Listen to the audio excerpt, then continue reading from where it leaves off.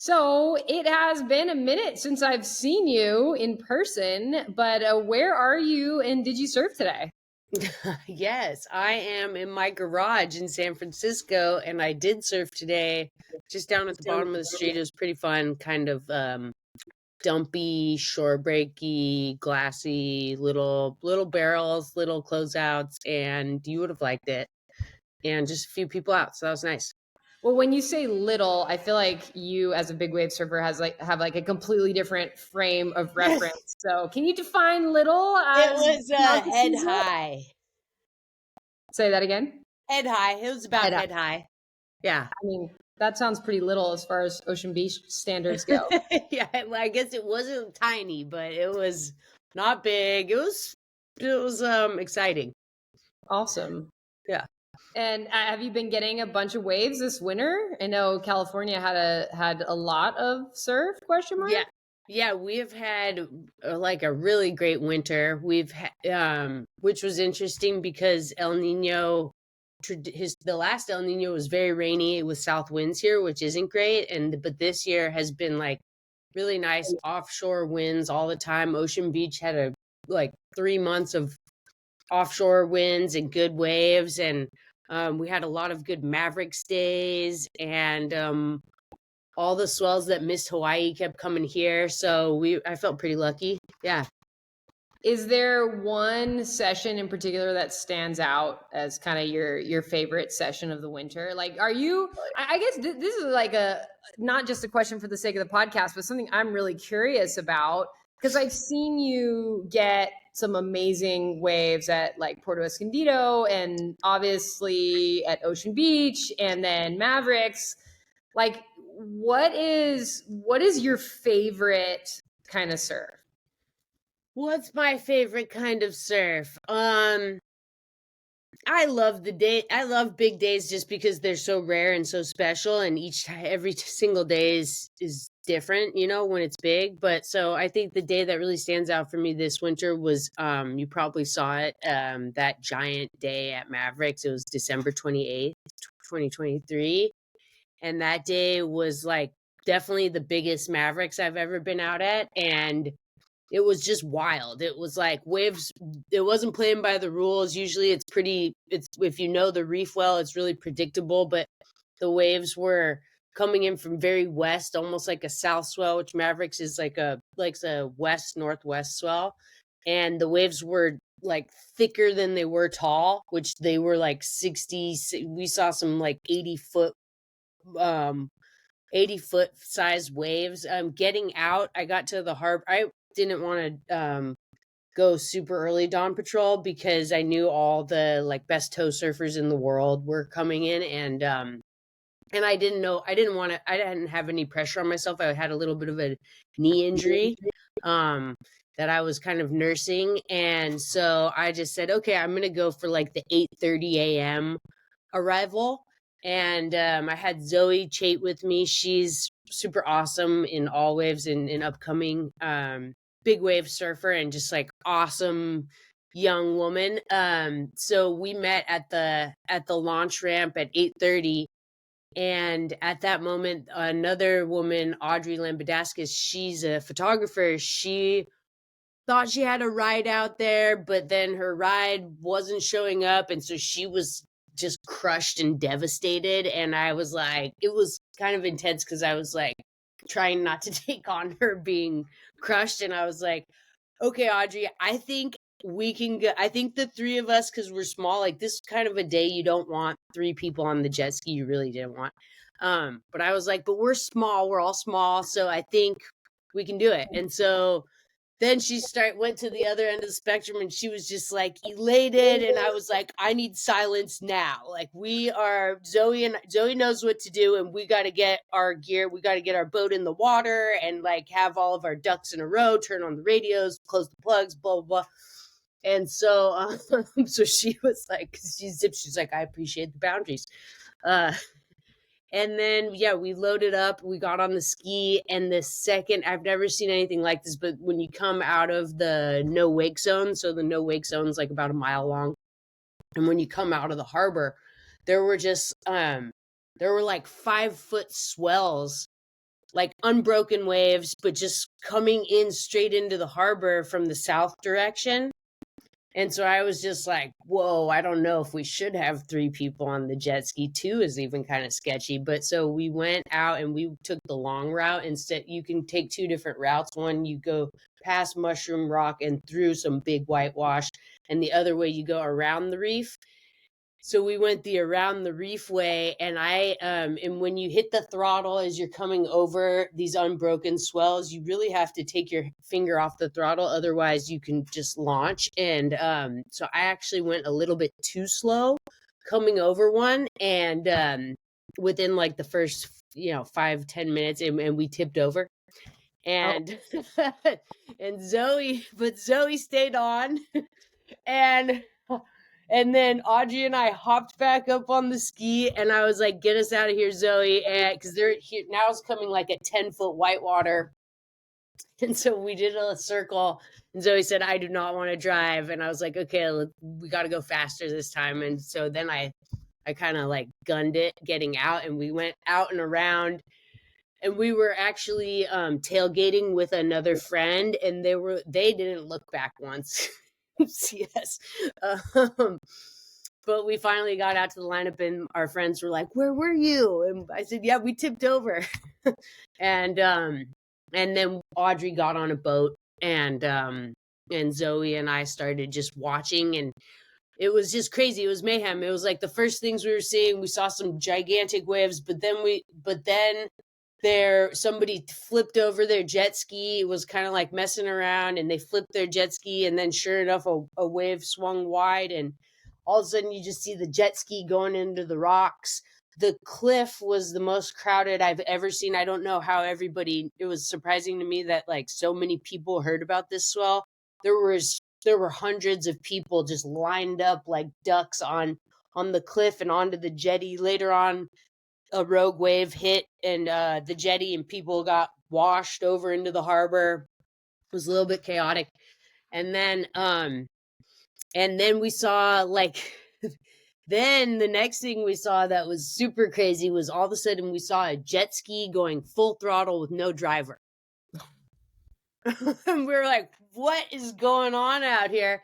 And so my friend Lucas's jacket, sometimes we wear these jackets over our wetsuits for extra warmth, and he was putting the jacket on, and the jacket wrapped around the throttle and just pulled the throttle, and he fell off, and then the jet ski was flying right at like the other people in the lineup, but it stopped. But it was just like chaotic. And so then I kept watching, and then I said to my friend Jeff Kafka, he's one of the best drivers and just a legendary surfer out there, and one of the best safety also. I said, "Hey, I want to catch some waves. You want to tow me in?" And he was like, "All right, let's do this." And we got like 5 warm-up waves, and I made them all, and I was feeling good. And so I said, let's get a big one. and and he was like, "Okay, you ready?" And we sat inside wide, actually, because a lot of people who were sitting just like really out far and at the top of the reef, which would work on a normal day, the waves were swinging underneath them, and then they were just jacking up. So we sat inside wide, and sure enough, this was like the wave of the day, and it was really, really beautiful too. Like it had kind of been like murky looking water, but for some reason this moment, like the water just turned like turquoise, green, blue, and so I'm up, and then I let go of the rope, and I mean I'm going like Mach speed so fast. And I saw this bump coming up the face, and as I hit the bump, I extended, and my hands got a little bit behind me, and and so I started to wipe out, and I knew I was going down, and um I pulled both of my inflator vests at the same time, because I was just like, "Oh, this is a really big wave." And I just told myself to relax, and I actually like had no thoughts of frustration, which was a milestone and actually made a huge difference. And then I got sent like really, really, really deep, really fast. And I just told myself 2 things: I love this, I live for this. And then And I thought, oh, maybe I should clear my ears because the pressure was really intense, really fast. And then I was like, no, that sounds like too much energy. And so then eventually it released me, and I came to the surface with my little hand up, and and when I came up, I was facing the cliff, not the horizon, and I looked left and I looked right to see for like hoping my partner would grab me, and then I turned around and the next wave was right there. And that one was a little more exhausting. I was inflated, and so it just dragged me really, really far, and I was, like, in all of the violence of the wave and all of the energy, and I don't know how far I went, but it felt like 500 yards maybe, and then that time I added another thought. I was like, "I love this, I live for this," and then Chi-Chi, my dog, because that makes me feel happy, happy thoughts. And then eventually that one released me too, and I came up and, there were 8 rescue teams looking for me.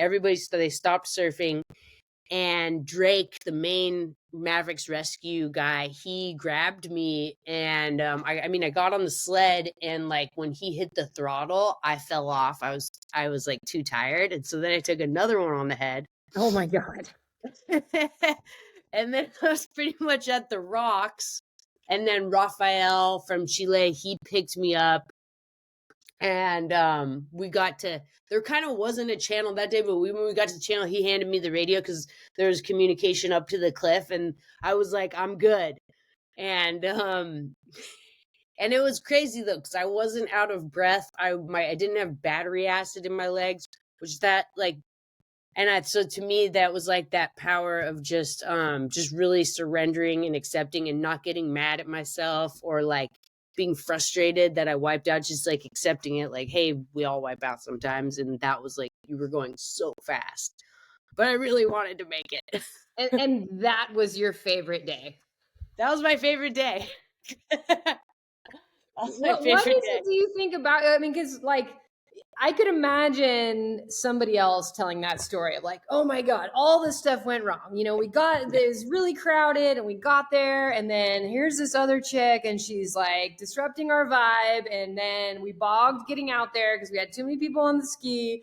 And then, you know, finally we got rid of her, and, you know, and then I finally got this sick wave, and like I fell, and then I fell off the jet ski. You know, it's like you could tell that same story with like a little bit of a different attitude, and it would have been like, and I blew it or whatever. But for you, it's like in that, all of that struggle, it leads to like, that was my favorite day.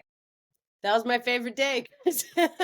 It just like, it was just so challenging, and also like having 8 rescue teams come for me. I mean, and those were all ages. They were the younger generation, the older legends.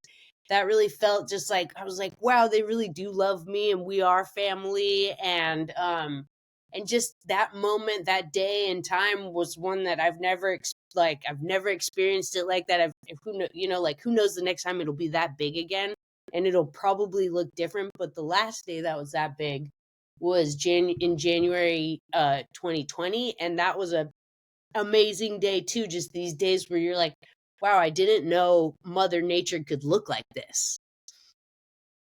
It's And like, you mentioned that like I was proud of myself because I didn't get frustrated, and like yeah. the self-talk was positive. So it sounds like that is something that has changed for you. Well, yeah, I mean, no, I've always had a good positive self-talk, but I'm like someone who wants to perform high, and so a lot of times I'll just have that first initial thought, like I'm wiping out at Jaws on a wave that I've really wanted for a long time, and I'm like, fuck, I had that. Like, what happened? Why am I falling? And just that, like that little bit of frustration before going into the like, okay, I know I need to have my positive self talk to conserve energy. And so that was like a breakthrough of not even having a single thought of frustration, and just having like total acceptance and like surrender at that moment. And then at the end and then also, by the way, after that wipeout, then your toe board's gone, and so then Zoe and I went looking for like an hour for my board and couldn't find it. And I was like, damn it. Like, that's my only tow board. Tow boards are expensive. They're like $1,500. And I was like, dang, all right, well, it is what it is. And so we went back out to the lineup and heard on the radio that my tow board had actually gotten shot up over the jetty and then into the harbor. And my friend Hide had picked it up and it was safe at the ramp. It didn't have a single scratch on it. Wow.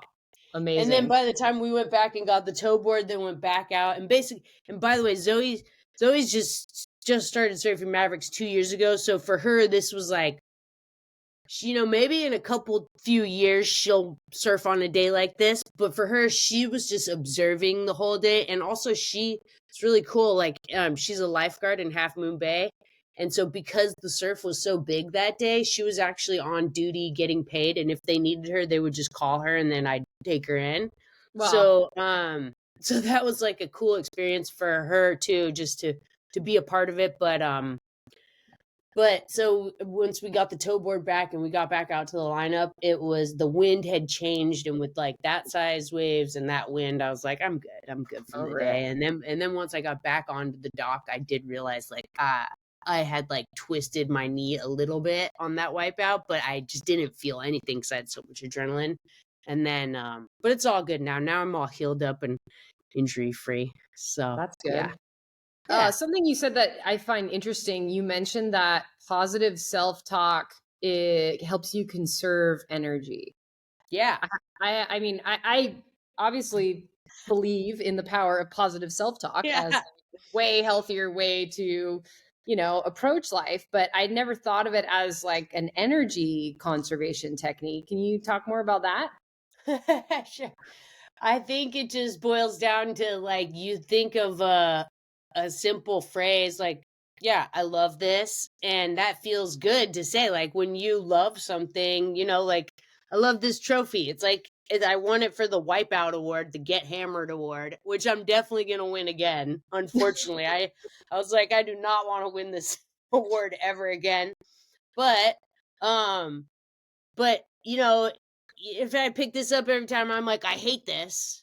That just doesn't feel good. And so you just learn those little phrases. If you pay attention to like, does this thought give me energy? Does this phrase give me energy, or does it bring me down, or does it take me down to like a lower vibration? Then that is not something you want to do in big waves. Right. Or ever, Or really. small I waves. guess Anyways, when your life is on the line for sure. Yeah. So I don't really know much about your growing up. Like, talk about, where did you grow up? Did you have siblings? Like, what were you like as a kid? When did you get into surfing? All of that. Well, so I grew up in Dana Point, and I started surfing at Doheny Beach. Not a And big I wave spot. got Not a big wave spot. no, it's this perfect small wave spot. I started standing up on a boogie board, and my mom said, "Hey, do you want to get a hard board?" And I was like, "Yeah." And she said, "Okay, you have a $75 budget." And I was like, "Okay." And so we went around to all the different surf shops. There were like 3, and there was nothing in for $75. But there was one board that was $100, and it had skull and crossbones everywhere. It had skull and crossbones deck pad, like traction pad. It had just skull and crossbones all over it. And I was like, no way, that is way too scary. I was 7 years old. And the guys at the surf shop said, just come back tomorrow and it'll look totally brand new and different. And so we went back the next day and it was all white and shiny. Wow. And then she just took me down to Doheny Beach, and she put her chair at the edge of the water and said, "Don't make me come and rescue you." Did And your that mom was have any like surf background? I mean, to take no. the little 7-year-old girl and say, "Let's get you a board," like, No, but she saw like that I had like a lot of fire in my personality and I would stay in the water forever. And so it was a really healthy way to channel that energy. And just like, I mean, being a surf mom or a beach mom is pretty cool. You just are at the beach all day, you know. There could be worse things. But no, I'm so thankful to her because she really just saw that, like, that the ocean was a really healthy place for me to spend my energy and my time. And she just saw that little spark and encouraged me. And then she did everything. And then I basically was only a summer surfer until I was like 13. Like, I got a wetsuit and she would, you know, but the wetsuits at the time, I couldn't get it on by myself. And I played every other sport too. And so, but I really loved surfing. Like, I would just stay in the water in my Speedo all day, every day during the summer. And she, and then, yeah, once I was 13, I was like, I'm going to quit every other sport except tennis. I kept playing tennis. And, I started surfing in the winter, and I knew just surfing was my favorite. Yeah. So, I'm really lucky. My mom would take, and I wanted to do competitions. I think that's how we met, was like doing those USASA surf contests. And I would do the longboard club contest, and the USASA was amateur contests. And I would just, she would take me to like all the contests all the time. And I had like two friends at the time. Not many little kids surfed, so I had two friends who surfed, Ryan and Bobby. And they had surf families, and like their brothers and their parents surfed, and so I would just tag along. And then I, like, my mom was smart because she saw that those longboard clubs had a really good family vibe. And so we just participated. We'd go do the beach cleanups, and then I started volunteering for surf riders. So she just encouraged me to, you know, find a way to create that community as a little kid. Yeah. And then as you got older, were you looking at professional surfing? I mean, you were competing. Oh yeah. I mean, that was like my dream from the first week. The first week I got my surfboard, then got a poster of Kelly Slater and put it on my wall. And I was like, I want to be that. I want to be the best surfer in the world. And everybody told me I was crazy. And then, you know, I got sponsors by the time I was like 13. And then I realized that like girls and boys didn't have the same opportunities in surfing. And that really pissed me off. And so kind of by the time I was 16, I burnt out and just stopped talking to all my sponsors, stopped competing. But I kept surfing, and that was when I started shortboarding, really. And like somebody gave me just like a garage shortboard. And then I went to UCSB, and like my first year at UCSB was the first. And basically, also I would get like every single surf magazine, surf movie, everything, and I'd always be looking for other girls and women, and I would almost never see them in the magazines. And I was just like, this can't be true. Like, there's got to be other women out there ripping. And like, I really remember like meeting you because that was like, you were one of the few who was really good. And that was so rare to come across, you know, like in real life. Right, because how old are we? I'm a couple. How much older am I than you? I don't know. I'm 38. Okay, so I'm 43. So yeah, Okay. that age difference is like Yeah, about right. just a little bit. Yeah. And so then when I went to UCSB the first year, I was still pretty pissed. I was just like pissed off. Like I was like, oh, I'm good enough to, you know, make the tour, but I don't have the funds to do it. And everybody would just tell me that's crazy. You can't do that. Like, just go to college and get a degree. And then I did start competing a little bit again that year because I joined my surf team at UCSB, and just started having fun again with it, and got back to the love of it and just having fun in competition. And then started just dipping my toes into bigger waves too while I was at UCSB, and also like started to really love going to school there. But the first year I was just like, this sucks. This is lame. I should be a pro surfer. And Yeah. just had a pretty crappy attitude about it all. Yeah. Yeah, I was going to ask you about getting into big waves. Like, I mean, starting surfing when you're 7 and even at 13, all the waves are big waves for Yeah. a gram. So, like, were you always just fearless and going after the big waves, or when did No. that start? No, I would say it's just been like a evolution. Like there were so many days when I was little and I had those two friends, Ryan and Bobby, and I would go with Ryan mostly to go surfing, and there'd be days where we'd go out at Doheny and he'd catch a ton of waves and I wouldn't get any, but like I made it out to the line, I made it out, and then I'd be like, dang, like, that competitive spark in me, I'd be like, oh yeah, I want to take Ryan down. And then that would happen a lot in college too. I'd go with different friends we'd drive up north to this place called Surf Beach. That's a pretty heavy beach break north of Santa Barbara. It's like an hour north, and it's sharky and there's no one up there. And like I'd go with one of my friends who was a pro, and he would get out and be getting barreled, and I'd be like, just paddling, trying to get out.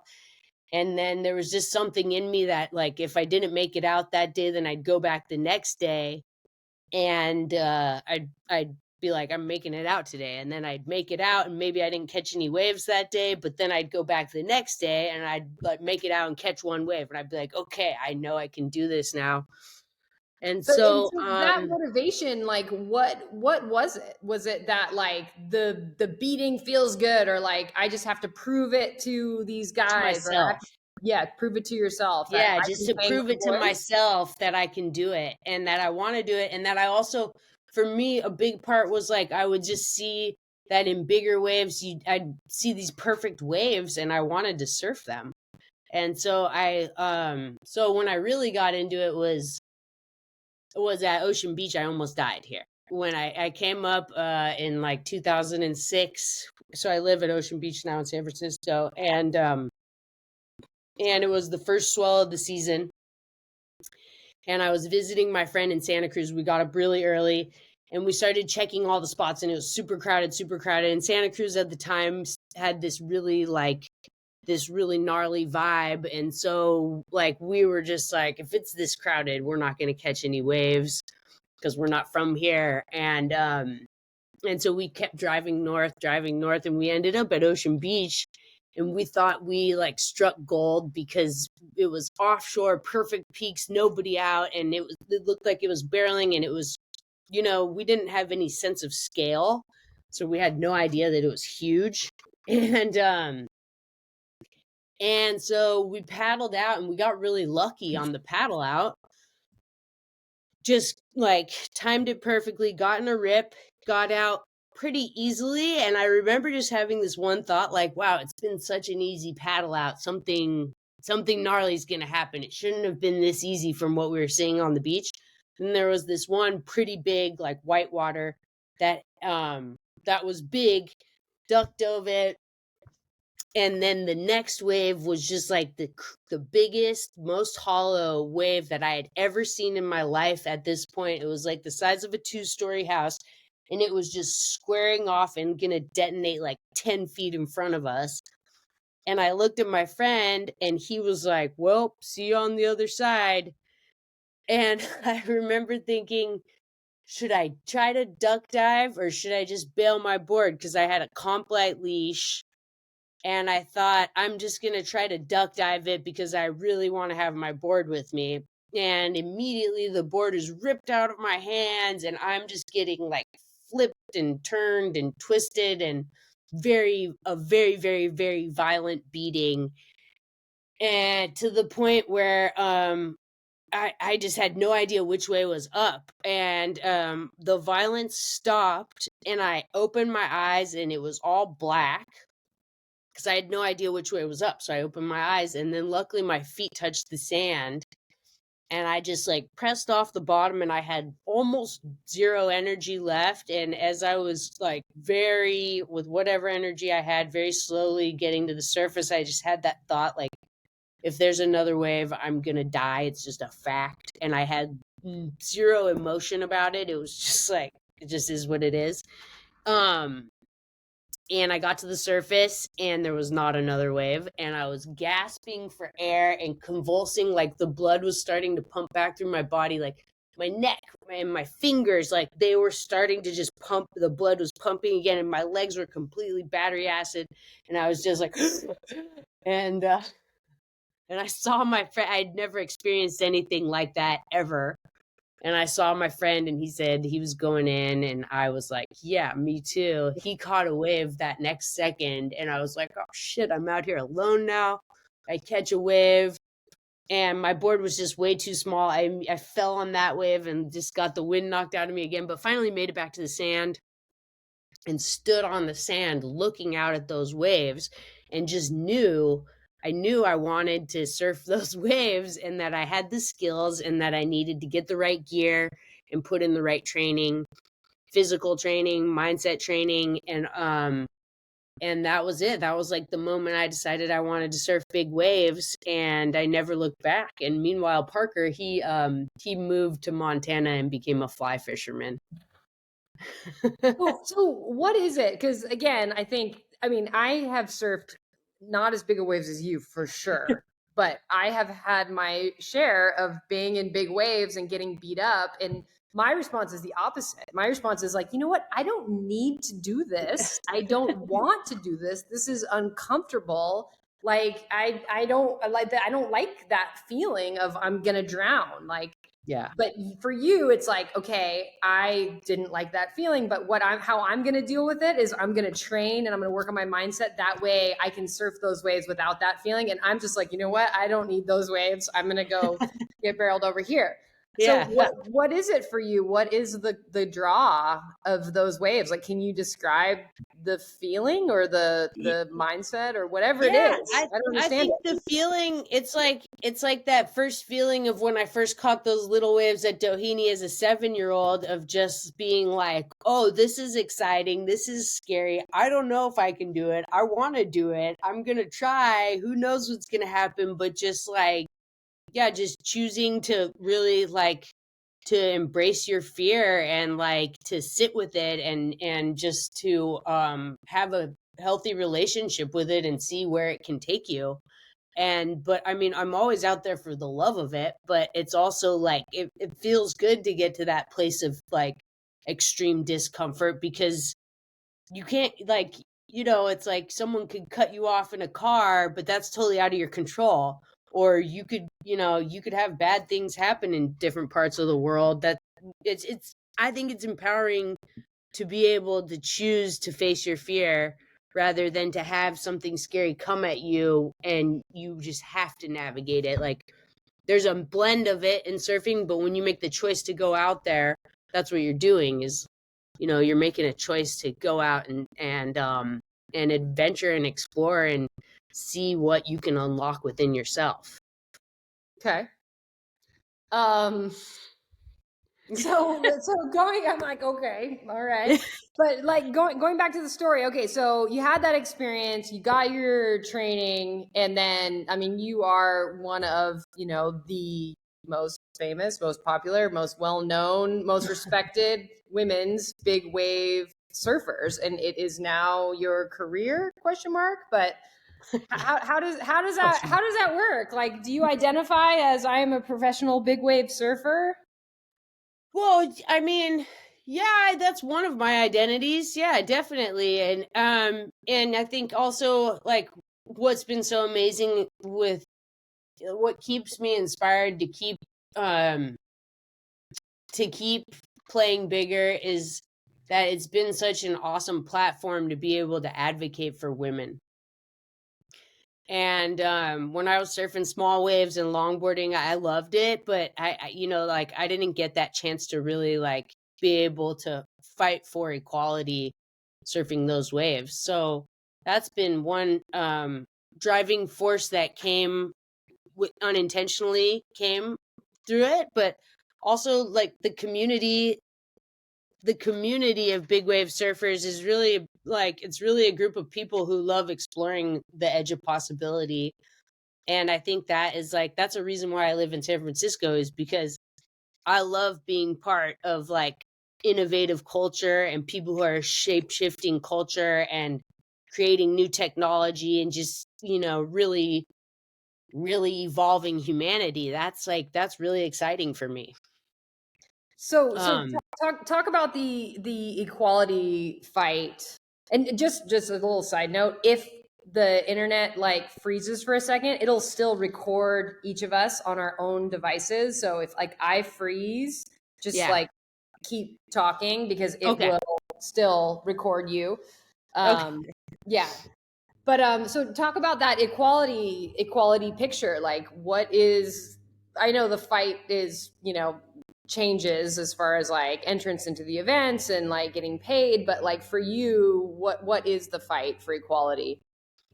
Well, I think now it's like, I mean, we won the fight for equality. We won equal pay in the World Surf League, and that was like a huge, huge milestone. And now I think that it's about just equal opportunity within within all sports. It's just like watching Caitlin Clark get drafted, and understanding the pay caps in the NBA, but she's getting $76,000 a year, whereas the number one NBA draft is $10 million a year. And so the math turns out to be like she has to work 139 years or something like that in order to get to that level. So that's like a huge, huge motivation for me, is just to show little girls and little boys that, like, that really truly anything is possible. And Okay. and there's still a long way to go in that battle. And so I'm just doing whatever I can to help make a dent for the future generations.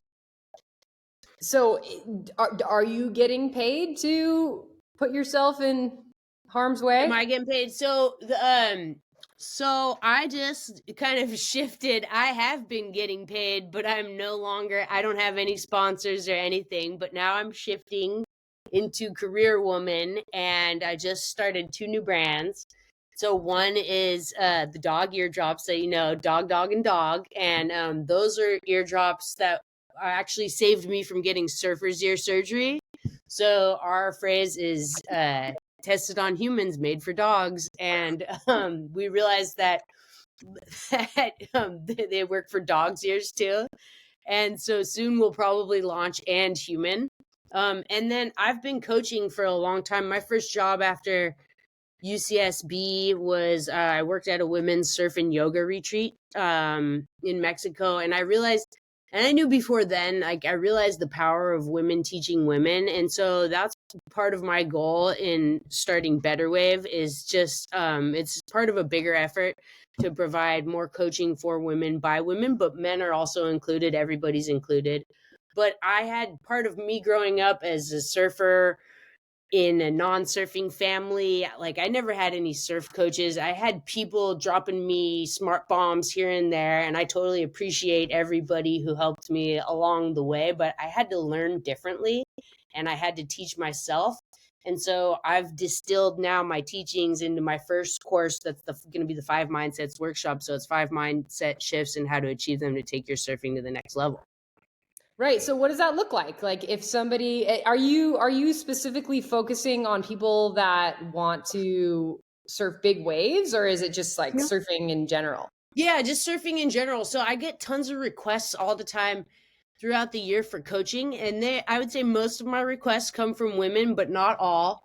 But part of being an athlete is like you only have so many hours in the day, and so I've just found, and also when I was coaching all the time, I got burnt out, and when same thing when I was lifeguarding, like it was just, I was waterlogged. My eyes were red and my ears wouldn't dry, and so I wanted to try to create a digital option so that anybody around the world could tune in and learn these 5 powerful mindset shifts that have helped me transform my surfing and how to achieve them. And these mindset shifts can also apply to work or life.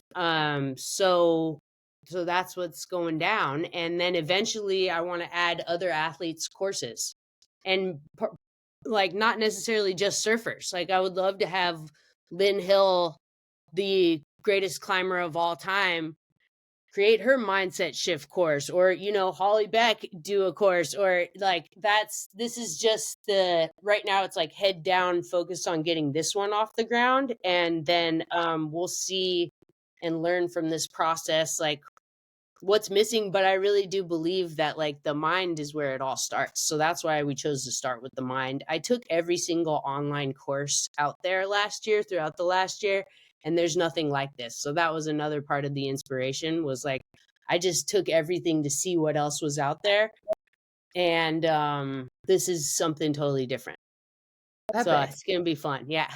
I love your just enthusiasm, like energy. I mean, all of these different pursuits that you're talking about, whether it's just like training to surf big waves and like buying the jet ski and like learning the jet ski and all Mhm. the skills involved to like, I'm going to be an entrepreneur and start this dog eardrop situation. And then I know that coming up with coaching or mindset or whatever tutorial programs, it takes a ton of time. It takes like Oh yeah, it's so much time and yeah, energy and yeah. filming and editing and ideas and all of this. Like how do you keep from burning out with all of these things going on? Well, I mean, I have partners in each of them, and so my job is like marketing and delivery. I'm the vision, and I'm the marketing and delivery. But you know, it has been the the dog eardrops. We've been working. We launched it like about 2 or 3 months ago, but we've been in the process of working on it for about 8 months now, and I have two partners. And that's also part of a larger, it's I'm a passionate learner, so that's a part of it, is like I wanted to learn about e-commerce. And so like, and then dogs, I love dogs, and like getting into the dog market, it's not easy, but like we made a few sales today. That was pretty Nice. cool. You know, the little Shopify notification comes out, and it's like it's a product that I believe in. It's a product that's helped save my friend's dog's ears. And so we'll see where it goes. It's super random, super niche. And then the digital course has been like a crazy amount of work that I didn't expect. But the cool thing is like, and as we're working, like our list of things to do does keep getting longer, but all the items on the list are getting shorter. So that's been cool too, is just like learning all these new platforms, learning about tech products. And I was thinking that to myself while I was surfing earlier. I was like, I'm officially a tech lady. You fit in the Bay Area. Yeah, and so yeah, I'm going for it. And I mean, how do you not burn out? Like I'm making sure to get my surfing in every day, to get my dog walks in, to get a good night's rest, and just time blocking and being really trying to be as intentional as possible with how I spend my time and where I put my energy, and also just going into these things with, most importantly, with the desire to learn. And so yeah, What there's no is guarantee that I won't burn out at some point, but hopefully I'll be able to spot the signs and get some help if There I you do go. start. There you go. Yeah, what does rest look like to you? Rest. Rest. Like, oh yeah, I took a nap before this podcast. Okay, good. I just watched. I was inspired by this NBA clip I saw. Like it's like a pretty good YouTube. It's like called the pregame nap, and they interviewed like 10 different players, and they're all like, "Oh yeah, man, I gotta sleep like 2 or 3." They were talking like 2 to 4 hour naps before their games, which I just did like 30 minutes, but I went to bed last night at like 10, and then I woke up at 6, and then but I do love rest too. Yeah, I love resting. And I'm also one of those, I'm not like a lot of people who I know who are high achievers, like they can't sit still. I actually am like I'm pretty good at chilling too. It's like just go chill like for a day. But right now I'm in crunch mode, and I'm like got a little sprint before a finish line right now. So I probably haven't been doing as much gym time. Like if Mm. if if I was gonna pinpoint one area where I have been not my best. It's like I haven't been lifting weights or doing it in my car, but I've been surfing every day, skateboarding every day. So, and that's what I do. I do little chunks of work. And when I notice that I'm being unproductive, I'll just hop outside and like hit the driveways on my carver board or walk my dog around the block. So yeah, working from home is funny and it's fun too. And then you also become friends with the other people who work from home and just kind of like, hey, you want to do a dog walk? Or like, yeah, let's hit the stairs and do a workout. Rad. But I mean, I way prefer like being able to tap my coworker and be like, hey, what do you think about this? But yeah. What are you gonna do? I want to hear about your big tube rides, because My big that tube is rides. yeah. I like I said, like when I the Mavericks thing is cool. That's not the thing that gets me excited. Like hearing your story of like these giant waves and being held Yeah. underwater forever is like, it's like wow. But Yeah. like my favorite thing in surfing is tube riding. Yeah. And so when I see you at, Puerto Escondido or even at Ocean Beach, but I feel like some of the biggest barrels I've seen in your Instagram have been in Mexico. Yeah. So like what, I mean, do you kind of see it as the same thing, or is it like a different discipline to go from like training for like Mavericks to ride like, giant 60-foot waves to going to surfing, I don't know what number of feet to put on the Puerto Escondido waves, but obviously they're not as tall. Yeah. But But they're just as heavy. Yeah. So wider that and heavier. Yeah. How do you Yeah. compare the two? Yeah, so that training for surfing Puerto or Hawaii or Cloudbreak, or even some of those waves in Nicaragua, or Portugal, those like the training is all the same pretty much in my mind, as Mavericks. And that's another thing that I love about Ocean Beach is that it is, we've got the bay here. So even today, that's not a big day, it's just head high, but the tide switch is pretty extreme right now. It's like a 6-foot difference in the tides. So that means every time the tide changes, you've got 400 square miles of the bay coming in and out.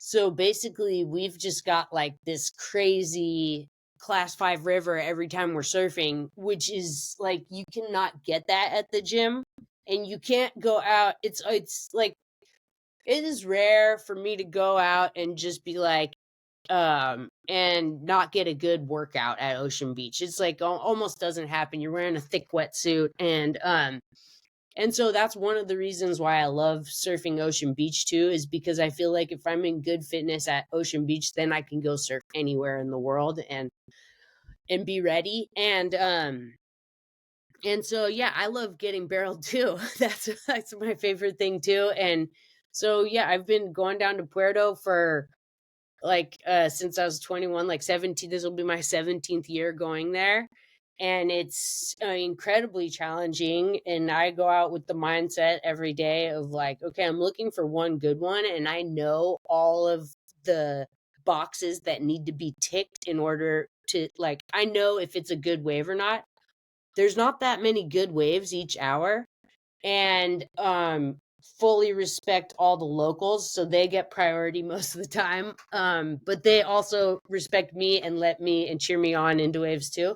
But you can just tell, it's like when you're paddling into a wave at Puerto, took me a long time to learn all these things, but like as I'm paddling into the wave, the first thing I'm looking for is I'm looking for a wave that has a taper to it. If the wave doesn't have a taper, I'm not looking at it. I used to just pull into any crash barrel, whatever. Like I just wanted to get in. And then over time, you break enough boards, get some injuries, and you start to learn what you're looking for. And so first I'm looking for a taper. Then I'm looking for a wave that doesn't have any foam in it. And I'm looking way inside. Like I'm looking for a clear runway. And Even the then, runway meaning like people, or what at Ocean Beach would no, I'm looking for smoothness, like smooth water. So first wave of the set, potentially. Can be. That's what's interesting. Yeah, it could be the first wave of the set at Puerto, where other places it might not be. So I'm looking for those, and then the times that I've wiped out, like that the wipeouts that I can remember lately, in the every year I'll get like a couple good wipeouts. Those have been interesting because the wave has done like a burp. Like everything's been all good. I've seen all the boxes have checked, and then just as I'm already committed, it like burps you up, and then you're like, "Ah, shit," but even maybe this time I'll make sure to not have that thought and just be like, "I got this," and just airdrop and pull into the barrel. But yeah, no, I find just that it is so challenging. It's never easy, and so I find that when you do get a good one, it's so rewarding and fulfilling. And that every time I'm surfing out there, it's like similar to Ocean Beach, and that's what I love. One thing that I love about big waves and challenging waves is just like how much hard work it is, and you don't always get a good one, and sometimes you don't get any, but and sometimes you get a really bad wipeout. But I find that when you do get one, it's so rewarding. It makes it all worthwhile, and you remember those waves and those feelings, and so that's why I keep going back for more. And then, I have a fear. I love going backside. I love backside barrel riding, but at Puerto, I have a bit of a fear, because the lefts are really tricky there, and I've had some bad wipeouts. So I've never actually gotten a really big left barrel there. So that was like something I started thinking about last summer. I'm like, okay, I want to try to do this, but it didn't happen for me last summer, so I think that will probably be what I enter this summer with, is like, okay, I've got this brand new nice 8.6 that was kind of the missing equipment piece that I had. Like, I have all my boards. Like, I've realized it's taken me a long time to learn this too, but I think every 6 inches is a good, like, if you have a board every 6 inches, if you have a 9.0 and a 9.2 and the waves are a certain size and you're like, well, what do I ride, my 9.0 or my 9.2? It's just like Too too similar. close. Yeah. So I got this really great 8.6. I have a Magic 9.2. So that's it. I'm just trying to I want to launch my mindset course, and then I'm ready to, when I see like good conditions, to go down there. And then I would love to surf more new waves and explore more new reefs. I feel like I've spent so much time surfing beach breaks, and I understand beach breaks really well, and I want to spend more time at reef breaks. Do you have a Um, spot like picked out that is on your bucket list? Like, I don't know. no, not Where no. do Like, they I have? definitely want to go back to Nicaragua. I had some fun at some of those spots, and then I do want to go back to class. I'm like really craving going to Fiji right now. Just haven't been there in a while, like since 2019, and I love Fijians and those waves. And I Yeah, haven't and there ever was that been. good swell recently that there was so much footage on my feed Yeah, about pretty perfect yeah, that was waves. painful. That was really painful to miss. I was like, oh, I can't watch it. Yeah. Oh, but and then I've never been, like, South Australia has a lot of slabs and reef breaks. I've never been there, and um, What so about yeah, I think, well, like, my focus is like I want to get my businesses off the ground. And so I've never cared about making money or anything. I've only cared about surfing. And now something's shifting where I'm like, no, I think it's a good idea to try to make some money so that way I can take care of myself for the rest of my life. So to answer back to your question, like, is big wave surfing a career? For most, it's not. It's like kind of like you could get a little bonus once in a while, right? Like, we had that contest, the Thriller at Killers. That was my first time actually surfing Todos. And I think, you know, and I ended up getting third, and I think I got like $3,000 or something like that. So it's a little bonus, which is fine, but it's nothing. You can't live off that. There's a couple women who pay Joms, um and Justine and Maya has done well, but I would Why do say, you think that those girls have been able to make money where somebody like you hasn't? Like, what's the Well, difference? yeah. I think it's like your timing and your team, you know, like um page one, I mean, and all of the question is, why aren't more women who are doing this sport that like is really inspiring audiences? Why aren't they getting the support they need? And I think if you just zoom out and you look at the industry as a whole, it's a tough time for surfers to get paid by sponsors. And if you see the trend is many surfers are starting their own brands. Will they succeed? I don't know, because what I do know is that like starting a business is really, really hard. And so can you be your best athlete self and deliver the best business possible? I don't think so. I think you need to have the right partners, the right situation, the right setup. And I think it's really comes down to storytelling. Paige has one Paige and by the way, Paige, Justine, and Maya, like they deserve every penny and more, you know? And Yeah, I've not tried. taking anything away from Yeah, them, but just yeah, noticing that, yeah, some totally. And so like for me, I've had luck. I've had some luck with different non-endemic sponsors, and like I had a really nice long lasting relationship with a boutique tech consulting firm called Play Bigger that ended like about a year and a half ago. And I've tried working a few times with different managers or agents because like also, when you're really committed to being your best, like that means you're training a ton and you're focusing on surfing, and like but just that negotiation process or like being an advocate for yourself, that's tricky, and you can get good at it, but it takes practice. And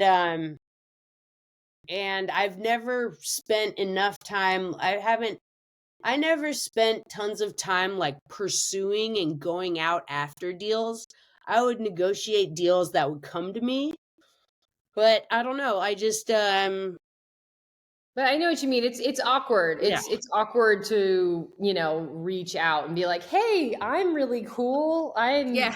an asset to your brand. You should Yeah. support me because look at my achievement." It's Yeah, awkward. but also it's a good skill though. Like I was talking to Zoe today, and I was pumping her up, and I was like, okay, like it is a skill and a practice, just like surfing, just like anything else. Is like, hey, know your value, and I was telling her like if she's not going to be going to school next year and she's 18, a $5,000 deal a year is not going to pay the bills.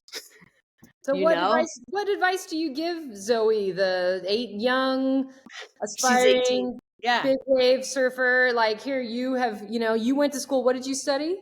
I studied global studies and Okay. sports management. I personally told Zoe she got offered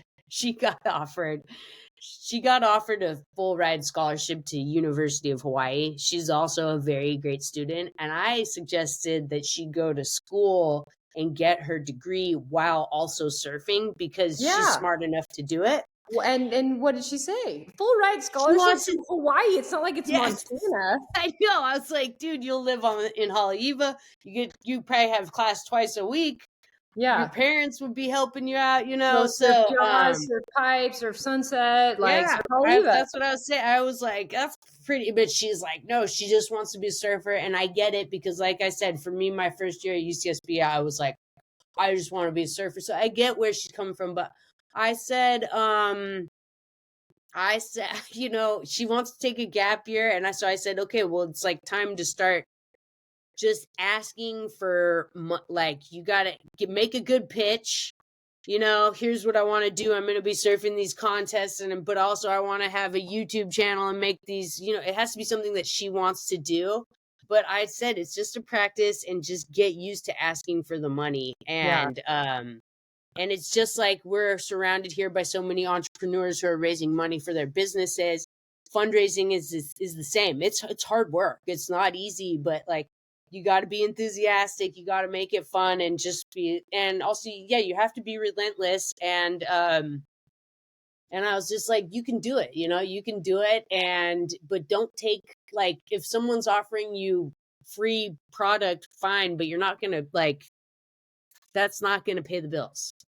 Does that So, frustrate you? I mean, it sounds like you kind of see her as like little sister, like up and comer vibes. Is it? And you're obviously very smart, UCSB, and now you're realizing that it's freaking impossible or very, very hard to make yeah. money. And now you are using your, I'm sure some of the things you learned in your education to start your own businesses. So do you look at her and think you're blowing it? You got a No, scholarship no, here? no, no, no. I look at her and I'm just like, I'm just no, I totally support her in pursuing her goals. I'm always giving her a hard time because she'll surf Pacifica a lot. Lindemar, it's like a great longboard wave, but she practices Is it those a waves great longboard because wave? I don't huh? know. I think of Yeah. Pacific as like the Yeah. world's worst like freeway at rush No, hour it can be with fun. stop It can be signs. fun. Yeah, it can be fun, but she'll go shortboard there a lot because she's practicing for her contest. So I'm always like, "Come surf with me at the good waves," and she's like, "I gotta practice here." And so, no, it's I'm just supporting her, and I hope that people can see her value because look, there's no other like 16, 17, or 18-year-old girls out at Mavericks or surfing, and she's got the right mindset. And so I'm just excited to see whatever she does. And I know that she's such a hard worker and a passionate learner that I know no matter what, she's going to be successful. But I don't envy like the journey of like trying to find sponsorship. She has one cool partnership that's with a natural deodorant company called Hume. And that one, she actually got some equity in the deal. I don't know how like the pay is, but I know that I like the brands that are also offering equity because I do think like there's power in ownership. For sure. So I think it's I would love to see, and that's part of our thesis with Better Wave too, is updating the athlete compensation model. And we thought we would be approaching it through e-commerce, but then when e-commerce tanked 2 years ago, we just put the brakes on a bit. And so now we're looking at digital courses, and but it might also switch into e-commerce. So I think it's like staying flexible, staying passionate about learning, and then and then being smart with your money when you do make it. Yeah, that's Yeah. that's important for sure. I Yeah, I remember mean, what like, what tips would you give someone like Zoe? You've done well well, for yourself. Yeah. I'm one that like I love education. I have 2 master's degrees, and for me, like I feel like when you're young, especially, like education is important. That's just my own bias. Like I feel like when I hear that, I'm like, dude, what are you doing? Like you got a full ride scholarship to go to school in Hawaii, like the Yeah. place where you can simultaneously pursue your, sponsorships or whatever. Like I feel like if she had my trust, I would be pushing her more. Because Yeah. I look at like, Alex Gray, he's Mhm. a big wave surfer, and Yeah. we're from the same town, and he has now, his surfing career, he's in his, I don't even know how old he is now, he's in his early 30s, and his surfing career has now moved on to the next phase. And he's been doing all this like grief counseling work. And I had talked to him last time. I talked to him, I asked him about, I'm like, would you think about going and becoming like a licensed therapist, and you could be doing your grief stuff, but you'd actually have like you'd have the credentials to be able to Mhm. start your own thing. And he was like, well, I never went to college. And Mm. so, now he's 30, and to go back and get like a 4-year Yeah. bachelor's degree before getting the master's is like such a struggle. Yeah. It's Whereas hard. when you're young, it's like, yeah, it's a pain in the butt, like for sure. Yeah. But at the same time, like, is it really that hard? It's No. just like, just bang it Yeah. out, and then you've got it. And then Yeah. when you're in your 30s, you can do whatever you want with it. Yeah, I think that's the path, and that's the advice. I totally agree. Like I'm so glad that I did that because I think it's like with anything, it is a practice, and when you've already just done 12 years of school, then another 4, is much easier than coming back to later. So Right. I'm definitely an advocate for athletes thinking about that and getting that education. And it's not for everyone. There's other pathways to learn business and learn skills, but yeah, I had such a meaningful experience in my time at Santa Barbara. Yeah, I actually I went to UCSD and I was like in such a hustle to Right. get out and get on tour. I actually finished a year early. Like I took extra units and finished in 3 years. And like I was so like in just such a rush. Like I gotta get on tour, gotta get on tour. Like Mhm, I'm late. Like the other girls are like mhm. already doing it. And then, now looking back, I'm like, why didn't I just take one more year? Like I could have taken more interesting classes. I could have studied abroad. Like would Yeah, have waiting 1 year like made a big difference. But I do remember that feeling when you're that age and you're just like, I got to get out of this school thing. yeah, yeah, yeah. So, yeah, but Before we wrap up, I guess is what's it called? Your coaching business, better wave. Better Wave, and is it ready? Like someone could go and sign up for it now? Yeah, the wait list is open, so it's pretty cool. So like right now you'll sign up and I made a really cool surf journal that I'm proud of, and you'll get like emails every couple days to psych you up. And then we'll open up the date pretty soon. I'm doing my first practice run tomorrow actually. And is it And like a live like cohort it's situation? gonna be yeah, it's gonna be live online. So there's just gonna be 10 people for the first one, and then we'll work after that. Because I do want there to be that community connection, and then in the future I'll figure out something in real life because I do love community and I love events. And but like I said, this was really a solution to being able to coach more people without it coming, like I can't be at the beach 10 hours a day. Right. Well, and um also limited by how many people have access to being at yeah Ocean Beach on so the yeah same day at the so same time. yeah so it's pretty much ready. And then the next cool thing that you'll see is I made a really cool mindset assessment quiz, and I'm gonna drop that soon. So it'll Sick. you answer like 10 questions, and then it'll tell you what your mindset strength is. Epic. It's pretty fun. Yeah. Well, I'm super inspired by not only your feats in the ocean, but also your, creativity and entrepreneurial energy, and definitely be watching. And yeah, I wish you all the best with all of that. It's Thank awesome. you. Yeah, Likewise. Yeah, I hope we get to surf soon. totally. I know. I don't spend a whole lot of time in California these days, luckily for me. Where But where are you? I'm in Costa Rica. I'm Oh, cool. in yeah. I just moved to I guess it's still technically southern Costa Rica, although relative to Pavones, it feels more central. But so my kids can go to school because there just Okay. weren't school options where I was living before. So Uh, I don't even really surf anymore. I surf like once a week, maybe. The waves just I don't know. I'm so spoiled by good waves where I used to live that I like take the dog down to the beach and it's just hard to get You get the inspired. And dog surfing. yeah, the dog surfs. Yeah, I'm gonna need to hit you up for the eardrops for sure. But yeah, but anyway, we will link to your various things because I'm sure that as soon as people hear this, they're gonna even be like super into it. And your Instagram is also worth following. Wait, one more thing. What is Girls Update?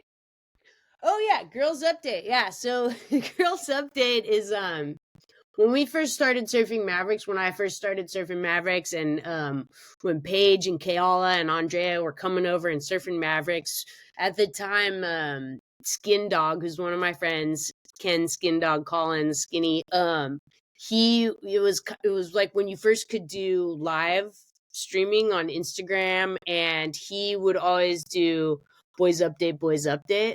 So then we were like, hey, like, dude, we were like, hey, we don't really feel included in this. So then it was kind of like a joke at the time, like, okay, girls update, girls update. So girls update is just like, here's an update, here's what's happening. And then some snowboarders started doing it, and then I bought the website, and I haven't done anything with it, but it's just a fun, like, like you could do it or you can't, like girls update, girls update, but it used to just be Skin Dog doing boys updates. So we were kind of being sassy and like, you know, and then people just had fun with it. And so it's continued on over the years. I love it. I Yeah. love it. I love it so much. Every time I'm like, "You girls update, girl," and then everybody will say it. Like there was that one when you're on the Yeah. ski with like Sashi and Yeah. maybe it was what's the ground's name? Zoe.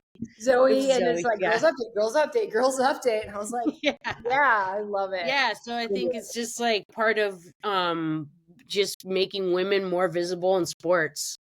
It's kind of the bigger picture on that one. Yeah. Awesome. People are loving watching women's sports. And so it is a really exciting time. And it's really exciting to see like how much how big of audiences are tuning into the WNBA and soccer and we've got the most beautiful stadiums in the world as surfers and as outdoor athletes.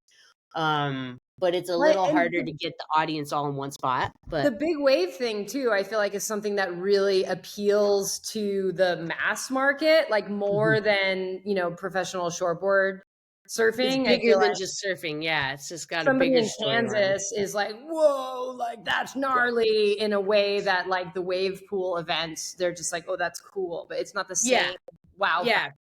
Yeah, people actually I did a little social experiment because I also have a restaurant in Marin. And so I would play like as you walk into the restaurant, you walk into the bar lounge area and we have a big screen TV up there where we play sports a lot. And so I would put on big wave surfing or I'll put on and sometimes I'd put on small wave surfing and it would be really awesome just to see people walk in and be like, whoa, like the jaw drop, like, wow, those big waves are just the waves alone are amazing. And then when they would come into like shortboarding or smaller waves, they'd be like, what are they doing? Or Uh-huh. I want to understand it. Can you explain it? And Right. so it just didn't have that awe factor for the average person. So that was a fun social experiment.